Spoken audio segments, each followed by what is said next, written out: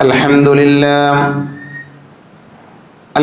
لله رب العالمين، نحمده ونستعينه ونستغفره ونعوذ بالله من شرور أنفسنا ومن سيئات أعمالنا، من يهده الله فلا مضل له ومن يضلل فلا هادي له. أشهد أن لا إله إلا الله وحده لا شريك له، وأشهد أن محمدا عبده ورسوله. اللهم صل على محمد وعلى آل محمد كما صليت على إبراهيم وعلى آل إبراهيم إنك حميد مجيد. اللهم بارك على محمد وعلى آل محمد كما باركت على إبراهيم وعلى آل إبراهيم إنك حميد مجيد.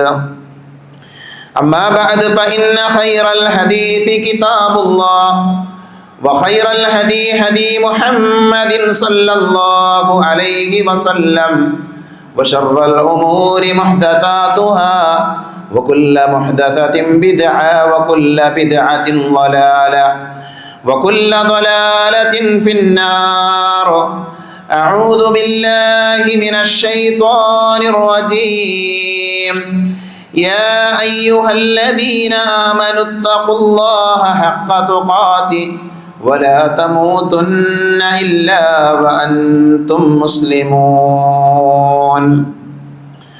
أعوذ بالله من الشيطان الرجيم. واتقوا يوما لا تجزي نفس عن نفس شيئا ولا يقبل منها عدل ولا تنفعها شفاعة ولا هم ينصرون. പരിശുദ്ധമായ അള്ളാഹുവിൻ്റെ ഭവനത്തിൽ ഒരുമിച്ച് ചേർന്ന സഹോദരങ്ങളെ, സഹോദരികളെ, സർവ്വലോക രക്ഷിതാവായ അള്ളാഹുവിനെ സൂക്ഷിക്കണേ എന്ന് സംസാരിക്കുന്ന എന്നോടും കേൾക്കുന്ന നിങ്ങളോടും വളരെയധികം സ്നേഹത്തോടുകൂടെ ഓർമ്മപ്പെടുത്തുകയാണ്, ഉപദേശിക്കുകയാണ്. നമുക്കേവർക്കും പരിചയമുള്ള പദമാണ് ഷഫാഅത്ത് എന്ന പദം. ഷഫാഅത്ത് എന്ന അറബി പദം ജീവിതത്തിൻ്റെ പല സന്ദർഭങ്ങളിലും കേട്ടവരാണ് നമ്മൾ. പക്ഷെ എന്താണ് ഷഫാഅത്ത് എന്നതുകൊണ്ട് ഉദ്ദേശിക്കുന്നത്? അതിൻ്റെ അർത്ഥം എന്താണ്? അതിൻ്റെ ആശയം എന്താണ്? പല ആളുകളും അത് മനസ്സിലാക്കിയിട്ടില്ല. സാധാരണ ഷഫാഅത്ത് എന്ന് പറഞ്ഞാൽ അതിനെ ഇസ്ലാമിക ലോകത്തെ പണ്ഡിതന്മാർ പറഞ്ഞത് അഷ്ശഫാഅത്തു ഹിയ സുആലുൽ ഖൈരി ലിൽ ഗൈരി എന്നാണ്. അറബിയിൽ വളരെ സുന്ദരമായൊരു പ്രയോഗമാണത്. ഷഫാഅത്ത് എന്ന് പറഞ്ഞാൽ ഹിയ സുആലുൽ ഖൈരി. സുആലി എന്നാൽ ചോദ്യം എന്നാണ് അർത്ഥം. സുആലുൽ ഖൈരി, നന്മക്ക് വേണ്ടിയുള്ള ചോദ്യമാണ്. ലിൽ ഗൈരി, മറ്റുള്ള ആളുകൾക്ക് വേണ്ടി. അപ്പൊ ഷഫാഅത്ത് എന്ന് പറഞ്ഞാൽ അതിൻ്റെ അർത്ഥം എന്താണ്? മറ്റൊരാൾക്ക് വേണ്ടി നമ്മൾ നന്മ ചോദിക്കുന്നതിനാണ് ഷഫാഅത്ത് എന്ന് പറയുക. പരിശുദ്ധ ഇസ്ലാം ഷഫാഅത്ത് ദീനിൽ നിയമമാക്കിയ, ദീനിൽ അനുവദിച്ച ഒരു കാര്യമാണ്. അത് പരലോകത്ത് മാത്രം നടക്കുന്ന ഒരു കാര്യമല്ല. പരലോകത്ത് ഷഫാഅത്ത് ഉണ്ട് എന്ന് നമുക്കറിയാം. പക്ഷെ ദുനിയാവിലും ഷഫാഅത്ത് ഉണ്ട്. പ്രവാചകൻ സല്ലല്ലാഹു അലൈഹി വസല്ലമയുടെ ജീവിതം നമ്മൾ എടുത്ത് പരിശോധിച്ച് നോക്കുമ്പോൾ പ്രവാചക തിരുമേനിയുടെ കാലഘട്ടത്തിൽ മുഗീത്ത് എന്നു പേരുള്ള ഒരു സ്വഹാബി ഉണ്ടായിരുന്നു. അദ്ദേഹം അടിമയായിരുന്നു. അത്ര വലിയ സമ്പന്നനോ സൗകര്യങ്ങളിൽ ജീവിച്ചയാളോ ഒന്നുമല്ല മുഗീത്ത്. അദ്ദേഹത്തിൻ്റെ ഭാര്യയായിരുന്നു ബരീറ എന്ന് പറയുന്ന മഹദി. അവരുടെ രണ്ടുപേരുടെയും ജീവിതത്തിലുണ്ടായ പ്രവാചകൻ സല്ലല്ലാഹു അലൈഹി വസല്ലമയുമായി ബന്ധപ്പെട്ടൊരു സംഭവമുണ്ട്. മുഗീത്ത് എന്ന് പറയുന്ന ഭർത്താവിന് ബരീറ എന്ന് പറയുന്ന ഭാര്യയോട് വല്ലാത്ത സ്നേഹമാണ്. അവർ ഇണകളാണ്, ഭാര്യയും ഭർത്താവുമാണ്. പക്ഷേ ഈ ബരീറ എന്ന് പറയുന്ന ഭാര്യയ്ക്ക് ഭർത്താവിനോട് യാതൊരു താല്പര്യവുമില്ല. അവൾക്ക് അയാളെ ഇഷ്ടമില്ല.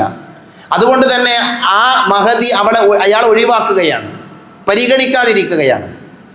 പ്രവാചകൻ സല്ലല്ലാഹു അലൈഹി വസല്ലമയിൽ നിന്ന് ഇബ്നു അബ്ബാസ് റളിയല്ലാഹു അൻഹു ഉദ്ധരിക്കുന്ന ഹദീസിൽ കാണാം, മുഗീത്ത് എന്ന് പറയുന്ന ഭർത്താവ് ബരീറ എന്ന് പറയുന്ന അദ്ദേഹത്തിന്റെ ഭാര്യ സഞ്ചരിക്കുന്ന വഴികളിലെല്ലാം പോയിരിക്കുമെന്നാണ്.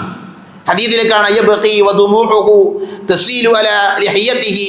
കരഞ്ഞ് തൻ്റെ ഭാര്യയോടുള്ള ഇഷ്ടം പ്രകടിപ്പിച്ച് അദ്ദേഹം കരയും. ഭാര്യയ്ക്ക് വേണ്ടി അദ്ദേഹം നിരന്തരം കരഞ്ഞുകൊടുക്കും. അദ്ദേഹത്തിന്റെ താടി രോമങ്ങളിലൂടെയൊക്കെ കണ്ണുനീര് വന്നിരുന്നു എന്നാണ്. മദീനയുടെ തുറഖാത്തുകളിൽ, മദീനയുടെ വഴികളിൽ, തൻ്റെ ഭാര്യ സഞ്ചരിക്കുന്ന വഴികളിൽ അയാൾ പോയി നിൽക്കും. അവളുടെ ഇഷ്ടമൊന്ന് ലഭിക്കാൻ, അവളൊന്ന് തന്നെ തിരിച്ചു സ്നേഹിച്ചിരുന്നെങ്കിൽ, തൻ്റെ കൂടെ ജീവിച്ചിരുന്നെങ്കിൽ എന്ന് ആഗ്രഹിച്ചുകൊണ്ട് അയാൾ ആ ഭാര്യയ്ക്ക് വേണ്ടി പോയി നിൽക്കുമെന്നാണ്. ഈ വാർത്ത പ്രവാചകൻ സല്ലല്ലാഹു അലൈഹി വസല്ലമയുടെ കാതിലെത്തി. അപ്പോൾ റസൂലുള്ളാഹി സല്ലല്ലാഹു അലൈഹി വസല്ലമ ബരീറയെ വിളിച്ചുകൊണ്ട് പറഞ്ഞു, ബരീറ, മുഗീസ് നിന്റെ ഭർത്താവാണ്, മുഗീസ് നിന്നെ വിവാഹം കഴിച്ചയാളാണ്, പിന്നെ എന്തുകൊണ്ടാണ് അദ്ദേഹത്തെ അവഗണിക്കുന്നത്? നീ അദ്ദേഹത്തിന്റെ കൂടെ ജീവിക്കുകയാണ് വേണ്ടത്. ആ സമയത്ത് മഹദിയുടെ ചോദ്യമുണ്ട്. പ്രവാചകൻ സല്ലല്ലാഹു അലൈഹി വസല്ലം ചോദിച്ചു, യാ റസൂലല്ലാഹ്, അല്ലാഹുവിന്റെ പ്രവാചകരെ, തഅമുറുനി, നിങ്ങൾ എന്നോട് കൽപ്പിക്കുകയാണോ ഞാൻ മുഗീസിന്റെ കൂടെ ജീവിക്കണം, ഞാൻ മുഗീസിനെ ഭർത്താവായി സ്വീകരിച്ച് അദ്ദേഹത്തിന്റെ കൂടെ എൻ്റെ അവശേഷിക്കുന്ന കാലം കഴിയണമെന്നാണോ നിങ്ങൾ പറയുന്നത്? അത് നിങ്ങളുടെ കൽപ്പനയാണോ? അപ്പോൾ റസൂലുള്ളാഹി പറഞ്ഞു, ഇന്നമാ അന അശ്ഫഉ, ഞാൻ കൽപ്പിക്കുകയല്ല, മറിച്ച് ഞാൻ ശഫാഅത്ത് നടത്തുകയാണ്. ഞാൻ ആ വിഷയം പറയാൻ വേണ്ടിയാണ് ഈ സംഭവം കൊണ്ടുവന്നത്. ഞാൻ നിന്നോട് കൽപ്പിക്കുകയല്ല. കാരണം പ്രവാചകന്റെ കൽപ്പനയാണെങ്കിൽ അവർ കേൾക്കണം. അവരുടെ ജീവിതത്തിൽ അവർ മുഗീസിനെ തിരിച്ചു വിളിക്കണം. അതുകൊണ്ടാണ് അവരുടെ ചോദ്യം, നബിയെ എന്നോട് കൽപ്പിക്കുകയാണോ? അപ്പൊ നബി പറഞ്ഞു, അല്ല, ഇന്നമാ അന അശ്ഫഉ, ഞാൻ മുഗീസിന് വേണ്ടി ശഫാഅത്ത് പറയുകയാണ്. ആ സമയത്ത് ആ മഹദി പറഞ്ഞു, ലാ ഹാജത ലി ഫീഹി, അദ്ദേഹത്തിൽ എനിക്കൊരാവശ്യമല്ല, അദ്ദേഹത്തിന്റെ കൂടെ ജീവിക്കാൻ എനിക്ക് സാധ്യമല്ല. അങ്ങനെ പ്രവാചകൻ സല്ലല്ലാഹു അലൈഹി വസല്ലം അവർക്ക് ഇഖ്തിയാറിനുള്ള, തെരഞ്ഞെടുക്കാനുള്ള അവസരം കൊടുത്തു എന്നാണ് ഹദീത്ത് പഠിപ്പിക്കുന്നത്. ഇമാം ബുഖാരി ഉദ്ധരിക്കുന്ന ഹദീത്താണ്. ഞാൻ ഈ ഹദീത്ത് എൻ്റെ സഹോദരങ്ങളുടെ ശ്രദ്ധയിലേക്ക് കൊണ്ടുവന്ന എന്തിനാ? ദുനിയാവിൽ മറ്റൊരാൾക്ക് വേണ്ടി ശഫാഅത്ത് നടത്താം. ഒരു കാര്യം നടക്കാൻ വേണ്ടി ഒരാൾ ഒരുപക്ഷെ ഒരു കാര്യം പറഞ്ഞാൽ അല്ലെങ്കിൽ ആവശ്യപ്പെട്ടാൽ അത് നടന്നുകൊള്ളണമെന്നില്ല. അപ്പൊ അയാളേക്കാൾ അത് പറയാൻ അനുയോജ്യനായ ഒരു വ്യക്തി ആ ആവശ്യം നേടിക്കൊടുക്കാൻ വേണ്ടി, തൻ്റെ കൂട്ടുകാരന് വേണ്ടി അല്ലെങ്കിൽ തനിക്ക് വേണ്ടപ്പെട്ടവന് വേണ്ടി ആ ആവശ്യം നേടിക്കൊടുക്കാൻ വേണ്ടിയുള്ള സംസാരത്തിനാണ് ശഫാഅത്ത് എന്ന് പറയുന്നത്. ഇസ്ലാമിൽ മുസ്ലിങ്ങളുടെ ഇടയിൽ, പ്രത്യേകിച്ച് മുസ്ലിം ഉമ്മത്തിന്റെ ഇടയിൽ ശഫാഅത്തിനെ 3 രീതിയിൽ മനസ്സിലാക്കിയ ആൾക്കാരുണ്ട്. ഈ ശഫാഅത്ത്, ദുനിയാവിലെ ശഫാഅത്ത് അനുവദനീയമാണ്, പരലോകത്ത് ശഫാഅത്ത് ഉണ്ട്. പരലോകത്ത് പ്രവാചകൻ സല്ലല്ലാഹു അലൈഹി വസല്ലമക്ക് മാത്രമുള്ള ശഫാഅത്തുൽ ഉളമ അല്ലെങ്കിൽ ശഫാഅത്തുൽ കുബ്ര എന്ന് പറയുന്ന ശഫാഅത്ത് ഞാൻ വിശദീകരിക്കാം. ഈ ശഫാഅത്തിന്റെ വിഷയത്തിൽ മുസ്ലിം ഉമ്മത്തിന്റെ നിലപാട് എന്ന് പറഞ്ഞാൽ അതിലൊന്ന് ഖവാരിജുകളായ ആളുകളുടെ നിലപാടാണ്. ഖവാരിജുകൾ പറയുന്നത് ശഫാഅത്ത് എന്ന് പറഞ്ഞ പരിപാടി തന്നെ ഇല്ല എന്നാണ്, ശഫാഅത്ത് ഇല്ല എന്നാണ്. ഖവാരിജുകൾ അത് പറയാനൊരു കാരണമുണ്ട്. ഖവാരിജുകളുടെ വാദം എന്താ അറിയോ? മുസ്ലിങ്ങളായ ആളുകൾ അവർ വൻ പാപങ്ങൾ ചെയ്താൽ അവർ നരകത്തിലാണ്, അവർക്ക് ഒരിക്കലും അള്ളാഹു പുറത്തു കൊടുക്കൂല എന്നാണ് ഖവാരിജുകളുടെ വാദം. നഅൂദുബില്ലാ. അങ്ങനെ ഒരു വാദം ഇസ്ലാം പഠിപ്പിച്ചിട്ടില്ല. അപ്പൊ മുസ്ലിമായ ഒരാൾ വ്യഭിചരിച്ചു, വ്യഭിചാരം വൻ പാപമാണ്. അതേപോലെ തന്നെ മാതാപിതാക്കളോട് നെറികേട് കാണിക്കുന്നത് വൻ പാപമാണ്. ഇമാം ദഹബിയെ പോലെയുള്ള പണ്ഡിതന്മാരെ വൻ പാപങ്ങളുടെ കൂട്ടത്തിലാണ് അതൊക്കെ എണ്ണിയിട്ടുള്ളത്. 70-ലധികം വൻ പാപങ്ങളെ പണ്ഡിതന്മാർ എണ്ണിയിട്ടുണ്ട്. അപ്പൊ ഖവാരിജുകളുടെ വാദം എന്താ? ഒരാൾ വൻ പാപം ചെയ്താൽ അയാൾ ശാശ്വതമായി നരകത്തിലാണ്, അയാൾ നരകത്തിലാണ്. എന്നാൽ ഇസ്ലാം പഠിപ്പിക്കുന്നത് എന്താ? മുസ്ലിങ്ങളായ ആളുകളുടെ അടുക്കൽ പാപങ്ങൾ സംഭവിച്ചാലും തെറ്റുകൾ സംഭവിച്ചാലും പ്രവാചകൻ സല്ലല്ലാഹു അലൈഹി വസല്ലമയുടെ ശഫാഅത്തിലൂടെ അവർക്ക് നരകത്തിൽ നിന്ന് സ്വർഗത്തിലേക്ക് വരാനുള്ള വഴിയുണ്ട് എന്നാണ് പ്രമാണങ്ങൾ നമ്മളെ പഠിപ്പിക്കുന്നത്. അതുകൊണ്ട് തന്നെ ഖവാരിജുകളുടെ വാദം ഇസ്ലാമിക വാദമല്ല. ഖവാരിജുകൾ പറഞ്ഞ എന്താ? ശഫാഅത്തന ഇല്ല എന്നുള്ളത്. അത് ശരിയല്ല, അത് ഇസ്ലാമിന്റെ സമീപനമല്ല. രണ്ടാമത്തെ വിഷയം എന്താ? രണ്ടാമത്തെ വാദം മുസ്ലിങ്ങളുടെ ഇടയിലുള്ളത് ശഫാഅത്തിന്റെ വിഷയത്തിൽ അതിര് കടന്ന ആൾക്കാരുണ്ട്. അതാണ് ഇന്നത്തെ കാലഘട്ടത്തിൽ നമ്മുടെ ഇടയിലൊക്കെ നമ്മൾ കണ്ടുകൊണ്ടിരിക്കുന്നത്. വിമർശിക്കാൻ വേണ്ടി പറയുന്നതല്ല. ഇപ്പൊ ഏതെങ്കിലും ഒരാളുടെ ത്വരീഖത്ത് സ്വീകരിച്ചാൽ, ഞാൻ മൊഹീദി ഷേഖിന്റെ ആളാണ്, ഞാൻ റിഫായി ഷേഖിന്റെ ആളാണ്, ഞാൻ ഇന്ന ത്വരീഖത്തിലാണ്, അതുകൊണ്ട് തന്നെ എനിക്ക് എന്തും ചെയ്യാം, ഒരു പ്രശ്നമല്ല. എൻ്റെ മുരീദ്, ഞാൻ ആരെയാണോ പിന്നെ മുരീദായി, ഞാൻ ആരുടെ ശിഷ്യനാണോ അയാൾ എന്ത് ചെയ്യും? എന്നെ പരലോകത്ത് രക്ഷപ്പെടുത്തും. അയാൾ ശുപാർശ നടത്തി, അയാൾ പറഞ്ഞിട്ട് എന്ത് ചെയ്യാൻ പറ്റും? എനിക്ക് പരലോകത്ത് രക്ഷപ്പെടാൻ പറ്റും എന്ന് വിചാരിക്കുന്ന ആ ചിന്തയുമായി നടക്കുന്ന ആളുകൾ എന്തുണ്ട്? മുസ്ലിങ്ങളുടെ ഇടയിലുണ്ട്. അത് വലിയ ഗൗരവമുള്ള വിഷയമാണ്. അതൊരു പക്ഷേ ഈ ഉമ്മത്തിനെ ശിർക്കിലേക്ക് പോലും കൊണ്ടുപോകുന്ന കാര്യമാണ് നമുക്ക് കാണാൻ പറ്റും.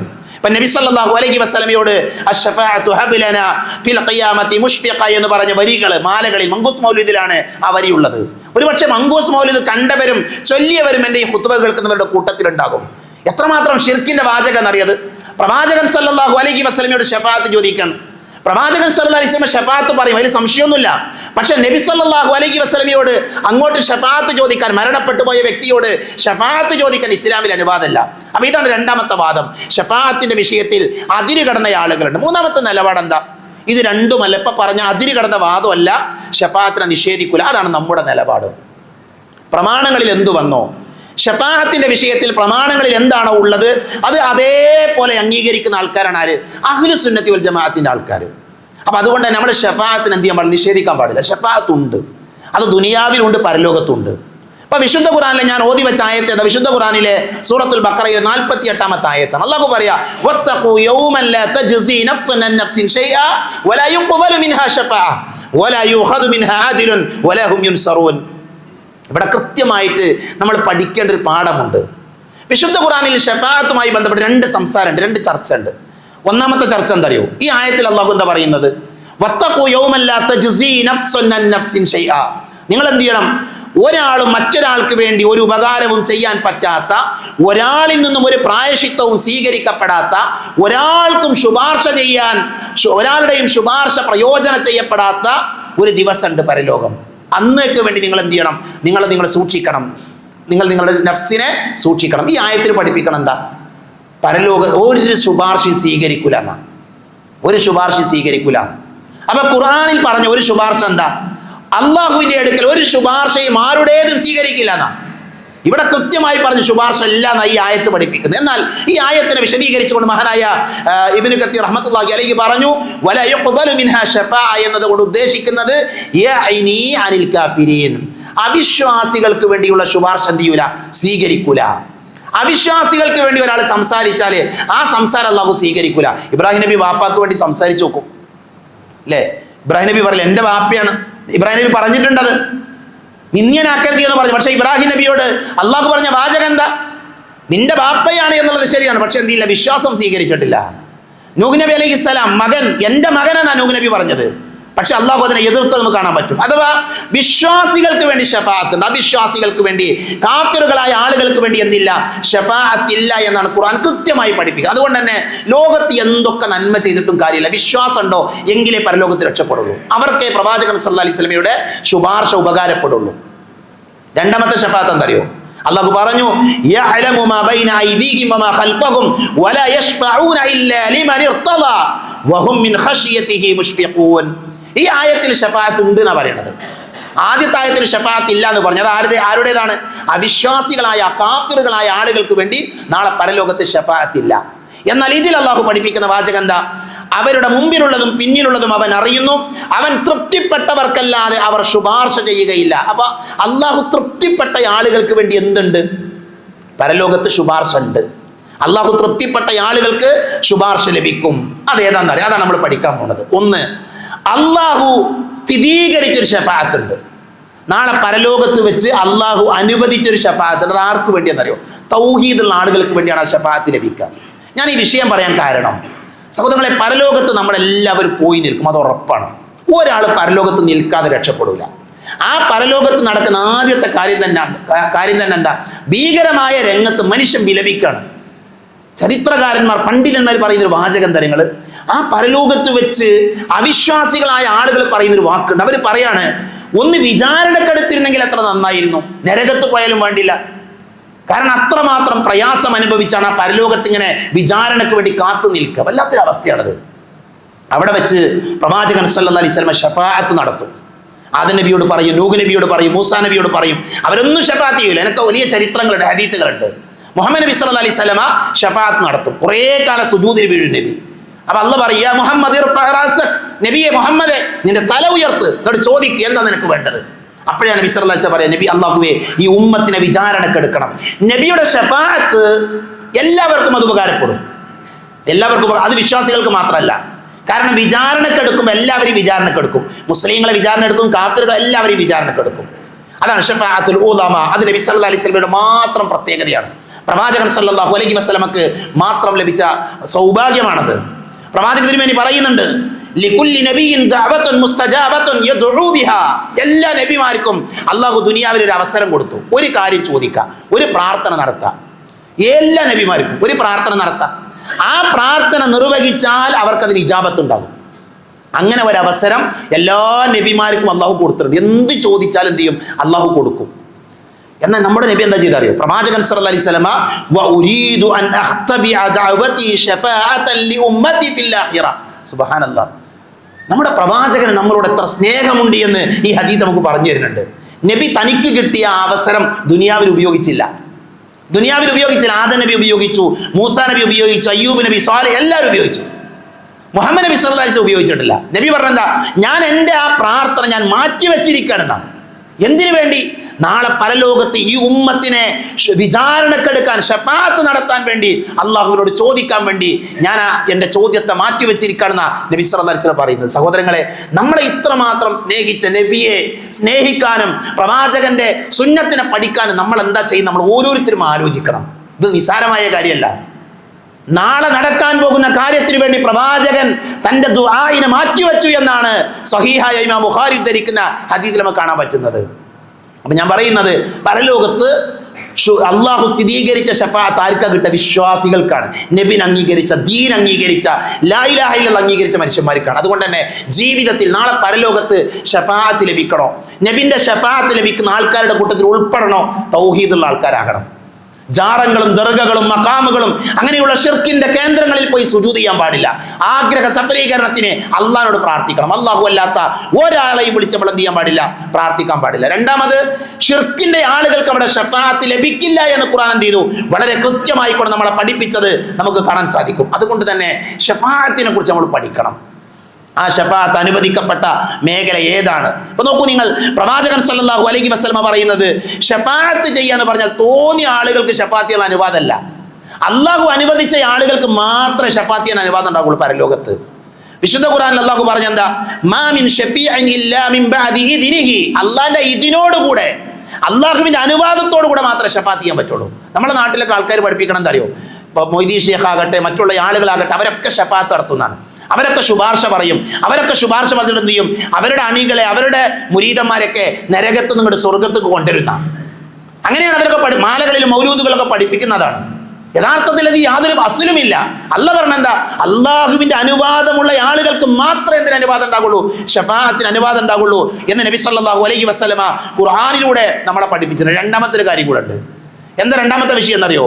ആർക്കാണോ ശഫാഅത്ത് ചെയ്യുന്നത്, ഇപ്പൊ ഞാൻ വേറെ ഒരാൾക്ക് വേണ്ടി ശഫാഅത്ത് ചെയ്യുകയാണെങ്കിൽ അള്ളാഹു ആ വ്യക്തിനെ ഇഷ്ടപ്പെടണം, എന്നെ ഇഷ്ടപ്പെടണം. ഞാൻ ആർക്ക് വേണ്ടിയാണോ ശഫാഅത്ത് ചെയ്യുന്നത് അയാളെയും അള്ളാഹു ഇഷ്ടപ്പെടണം, തൃപ്തി, എങ്കിലേ ആ ശഫാഅത്ത് സ്വീകരിക്കുള്ളൂ. അപ്പൊ നബി സല്ലല്ലാഹു അലൈഹി വസല്ലമ ഒരാൾക്ക് വേണ്ടി ശഫാഅത്ത് പറയുമ്പോൾ ആ ശഫാഅത്ത് അള്ളാഹു സ്വീകരിക്കണമെങ്കിൽ അള്ളാഹ്ക്ക് അയാളോട് ഇഷ്ടം ഉണ്ടാകണം. ആർക്ക് വേണ്ടിയാണോ ചോദിക്കുന്നത് അയാളോടും ഇഷ്ടമുണ്ടാകണം എന്ന് വിശുദ്ധ ഖുർആൻ വളരെ കൃത്യമായി കൊണ്ട് നമ്മളെ പഠിപ്പിച്ചിട്ടുണ്ട്. അതുകൊണ്ട് തന്നെ പ്രവാചകൻ സല്ലല്ലാഹു അലൈഹി വസല്ലമക്ക് മാത്രം ഉള്ള ശഫാഅത്തുൽ ഉലമ, വലിയ ശഫാഅത്തുണ്ട്. അതൊക്കെ നമുക്ക് ലഭിക്കണമെങ്കിൽ നമ്മൾ എന്താ വേണ്ടത്? നമ്മൾ വിശ്വാസികളായി ഈമാനോടുകൂടെ നമ്മുടെ ജീവിതത്തെ ക്രമീകരിക്കാൻ, ചിട്ടപ്പെടുത്താൻ നമ്മൾ ഓരോരുത്തരും ശ്രദ്ധിക്കണം. അല്ലാഹു സുബ്ഹാനഹു വ തആല അത്തരത്തിലുള്ള സൗഭാഗ്യവാന്മാരുടെ കൂട്ടത്തിൽ എന്നെയും നിങ്ങളെയും ഉൾപ്പെടുത്തി അനുഗ്രഹിക്കുമാറാകട്ടെ.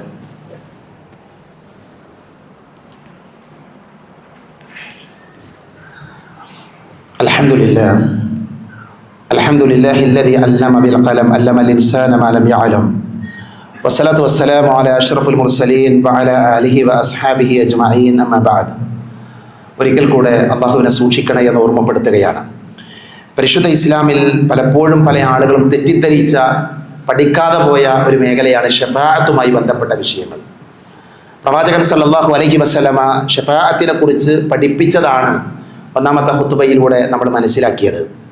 ഹദീസിന്റെ ഗ്രന്ഥങ്ങൾ വായിക്കുമ്പോൾ പരലോകത്ത് നടക്കുന്ന, പ്രവാചകൻ സല്ലല്ലാഹു അലൈഹി വസല്ലമ നടത്തുന്ന ചില ശഫാഅത്തുകളുണ്ട്. അതിലൊന്ന് വിചാരണക്കെടുക്കാനുള്ള ശഫാഅത്ത്. അത് നമ്മൾ പറഞ്ഞു, അതാണ് ശഫാഅത്തുൽ ഉലമ അല്ലെങ്കിൽ ശഫാഅത്തുൽ കുബറ എന്ന് പറയും. പരലോകത്ത് വെച്ച് വിശ്വാസികളെയും അല്ലാത്തവരെയും ഒക്കെ റബ്ബ് വിചാരണ നടത്താൻ വേണ്ടി നബി നടത്തുന്ന ശഫാഅത്ത്. രണ്ടാമത്തെ ശഫാഅത്ത്, അല്ലാഹു സുബ്ഹാനഹു വ തആല വിചാരണയൊക്കെ നടത്തിയിട്ട് സ്വർഗത്ത് പോകേണ്ട കുറേ ആൾക്കാരെ തീരുമാനിച്ചു. സ്വർഗത്തിലാണ് അവർ എന്ന് തീരുമാനമായിട്ടുണ്ട്. പക്ഷെ അവർ സ്വർഗത്ത് പോണില്ല. അവർ സ്വർഗത്തിൽ പ്രവേശിക്കണമെങ്കിൽ എന്ത് വേണം? നബി സല്ലല്ലാഹു അലൈഹി വസല്ലമ ശുപാർശ പറയണം, നബി ശഫാഅത്ത് നടത്തണം. പ്രവാചക തിരുമേനി പറയുന്നുണ്ട്, ആതി ബാബൽ ജന്ന യൗമൽ ഖിയാമ. ഖിയാമത്ത് നാളിൽ എന്ത് ചെയ്യും? ഞാൻ സ്വർഗത്തിന്റെ വാതിൽക്കൽ ചെല്ലും. ആ സ്വർഗത്തിന്റെ വാതിൽ ഞാൻ മുട്ടുമെന്നാണ്. സ്വർഗത്തിന്റെ വാതിൽ ഞാൻ മുട്ടും. അവ സ്വർഗത്തിന്റെ ഹാസിൻ, സ്വർഗത്തിന്റെ കാവൽക്കാരൻ ചോദിക്കും, ആരാണ്? മൻ അൻത, ആരാന്ന് ചോദിക്കും. ഫഅഖൂലു, അപ്പോൾ ഞാൻ പറയും മുഹമ്മദ്, ഞാൻ മുഹമ്മദാണ്. നബി സല്ലല്ലാഹു അലൈഹി വസല്ലമയാണ് ആദ്യം സ്വർഗത്തിലേക്ക് കയറാം. വേറെ ഒരാൾക്കും ആദ്യം സ്വർഗത്തിൽ കയറാൻ അനുവാദമല്ല. അപ്പൊ പ്രവാചകൻ സല്ലല്ലാഹു അലൈഹി വസല്ലമ അവിടെ ശുപാർശ പറഞ്ഞ് സ്വർഗവാസികളായ സ്വർഗത്തിന്റെ ആളുകളാണ് എന്ന് തീരുമാനിക്കപ്പെട്ടവർ സ്വർഗത്തിൽ കയറണമെങ്കിൽ പ്രവാചകൻ സല്ലല്ലാഹു അലൈഹി വസല്ലമയുടെ ശഫാഅത്ത് ഉണ്ടാകണമെന്നാണ് ഹദീത്തുകൾ നമ്മളെ പഠിപ്പിക്കുന്നത്. മൂന്നാമത്തത്, ഈ ഉമ്മത്തിലെ 70,000 ആളുകൾ വിചാരണ ഇല്ലാതെ സ്വർഗത്ത് പോകും. മുസ്ലിം ഉമ്മത്തിലെ 70,000 ആളുകൾ ഒരു വിചാരണയും കൂടാതെ അവർ സ്വർഗത്ത് പോകും. പടച്ചോൻ അവരുടെ ഹിസാബൊന്നുമില്ല, വിചാരണയൊന്നുമില്ല. പക്ഷെ അവർ സ്വർഗത്തിൽ കടക്കണമെങ്കിൽ എന്ത് വേണം? നബി സല്ലല്ലാഹു അലൈഹി വസല്ലമ ശഫാഅത്ത് പറയണമെന്ന് സ്വഹീഹായ ഹദീത്തുകൾ എന്ത് ചെയ്യാൻ പറ്റും? നമുക്ക് വായിക്കാൻ പറ്റും. അതേപോലെ നാലാമത്തെ ശഫാഅത്ത്, നരകത്തിൽ പ്രവേശിക്കേണ്ട ചില ആൾക്കാരുണ്ട്. അവരുടെ പ്രവർത്തനങ്ങൾ അനുസരിച്ച് അവർ നരകത്ത് പോകണം. പക്ഷെ നബി സല്ലല്ലാഹു അലൈഹി വസല്ലമയുടെ ശഫാഅത്ത് കാരണം ആ നരകത്തിൽ പ്രവേശിക്കേണ്ട ആളുകൾ എന്ത് ചെയ്യും? അവരെ അല്ലാഹു സ്വർഗത്തിലേക്കാക്കും. അവരെ വിശ്വാസമുള്ള ആൾക്കാരാണ്, അവരുടെ അടുക്കൽ പാപങ്ങൾ സംഭവിച്ചിട്ടുണ്ട്, തെറ്റുകൾ സംഭവിച്ചിട്ടുണ്ട്. അങ്ങനെ ഒരു ശഫാഅത്ത് നബി സല്ലല്ലാഹു അലൈഹി വസല്ലമക്ക് ഉള്ളതായി നമുക്ക് കാണാൻ പറ്റും. അഞ്ചാമത്തെ ശഫാഅത്ത്, നരകത്തിൽ പ്രവേശിച്ച കുറെ മനുഷ്യന്മാരുണ്ട്. നരകത്തിലാണ് അവര്, വിശ്വാസികളാണ്, ഈമാനുള്ള ആൾക്കാരാണ്. ആ ആളുകളെ നരകത്തിൽ നിന്ന് പുറത്തു കൊണ്ടുവരാനുള്ള ഒരു ശഫാഅത്ത് ഉണ്ട്. നരകത്തിൽ നിന്ന് പുറത്തു കൊണ്ടുവരാനുള്ള ശഫാഅത്ത്, അതാണ് അഞ്ചാമത്തെ ശഫാഅത്തായി പ്രവാചകൻ സല്ലല്ലാഹു അലൈഹി വസല്ലം നമ്മളെ പഠിപ്പിച്ചത്. ആ ഹദീസ് വായിച്ചു പോകുമ്പോൾ, ഈ അഞ്ചാമത് പറഞ്ഞ ശഫാഅത്തിനെ കുറിച്ച് വായിച്ചു പോകുമ്പോൾ സഹോദരങ്ങളെ, പ്രവാചകൻ സല്ലല്ലാഹു അലൈഹി വസല്ലമ പരലോകത്ത് നാളെ ഖിയാമത്ത് നാളിൽ നബി എടുക്കുന്ന ചില പണികളുണ്ട്. എത്രമാത്രം ശഫാഅത്ത് പറയുന്ന നബി, നരകത്തിൽ നിന്ന് വിശ്വാസമുള്ള അവസാനത്തെ മനുഷ്യനെയും സ്വർഗത്തിലേക്ക് കൊണ്ടുവരുന്നത് വരെ നബി സല്ലല്ലാഹു അലൈഹി വസല്ലം ശഫാഅത്ത് പറയുന്നതാണ്. ഒന്ന് ആലോചിച്ച് നോക്കൂ സഹോദരങ്ങളെ, നമ്മൾ ഒരാൾ സ്വർഗത്തിൽ കടന്നാൽ, പരലോകത്തെത്തി വിചാരണ നടന്ന ഒരാൾ സ്വർഗത്തിലെത്തിയാൽ അയാൾ സ്വർഗീയമായ സന്തോഷത്തിലാണ്, അനുഭൂതിയിലാണ്. പക്ഷെ നമ്മുടെ നബി എന്താ ചെയ്യണത്? പ്രവാചകൻ സല്ലല്ലാഹു അലൈഹി വസല്ലം ആ പരലോകത്ത് വെച്ച് നരകത്തിലെ അവസാനത്തെ മനുഷ്യൻ, അഥവാ വിശ്വാസമുള്ള അവസാനത്തെ മനുഷ്യൻ, അയാളെയും ആ നരകത്തിൽ നിന്ന് കരകയറ്റി സ്വർഗത്തിലേക്ക് എത്തിക്കുന്നത് വരെ അള്ളാഹുവിനോട് പ്രാർത്ഥിച്ചുകൊണ്ടിരിക്കുന്ന.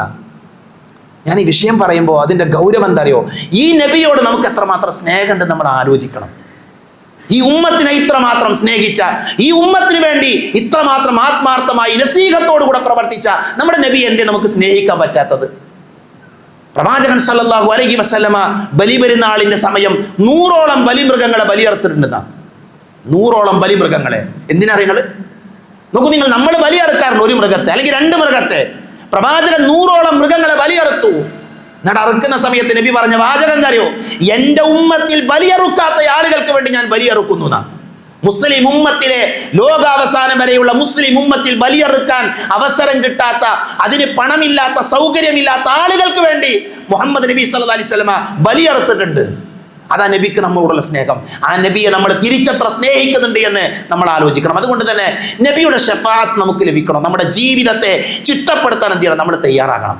നമ്മുടെ ജീവിതത്തെ ക്രമീകരിക്കാൻ നമ്മൾ തയ്യാറാണ്. അപ്പോഴാണ് പ്രവാചകൻ സല്ലല്ലാഹു അലൈഹി വസല്ലമയുടെ ശഫാഅത്ത് നമുക്ക് ലഭിക്കുക എന്ന് കൃത്യമായി കൊണ്ട് നമ്മൾ മനസ്സിലാക്കുക. ശിർക്ക് ചെയ്യാതെ ജീവിക്കുക, എങ്കിൽ പ്രവാചകൻ സല്ലല്ലാഹു അലൈഹി വസല്ലമയുടെ ശഫാഅത്ത് നമുക്ക് ലഭിക്കും.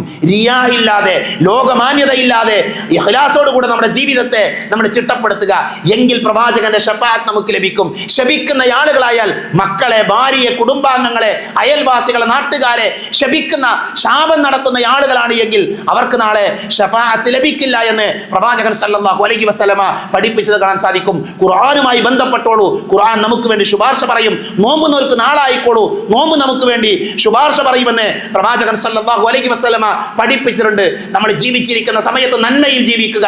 40ഓളം ആളുകൾ നമുക്ക് വേണ്ടി മയ്യത്ത് നമസ്കരിച്ചാൽ അവർക്കൊരു ശുപാർശയുണ്ട് എന്ന് പ്രവാചകൻ സല്ലല്ലാഹു അലൈഹി വസല്ലമ പഠിപ്പിച്ചത് കാണാൻ സാധിക്കും. ബാങ്ക് കേൾക്കുമ്പോൾ ആ ബാങ്കിന് ഇജാബത്ത് കൊടുക്കൂ, പ്രവാചകന്റെ പേരിൽ സ്വലാത്ത് ചൊല്ലൂ, ബാങ്കിന് ശേഷമുള്ള പ്രാർത്ഥന നിർവഹിക്കൂ. അങ്ങനെയാണെങ്കിൽ ആ ആളുകൾക്ക് നാളെ ശഫാഅത്ത് ലഭിക്കുമെന്ന് പ്രവാചകൻ സല്ലല്ലാഹു അലൈഹി വസല്ലമ പഠിപ്പിച്ചത് കാണാൻ സാധിക്കും.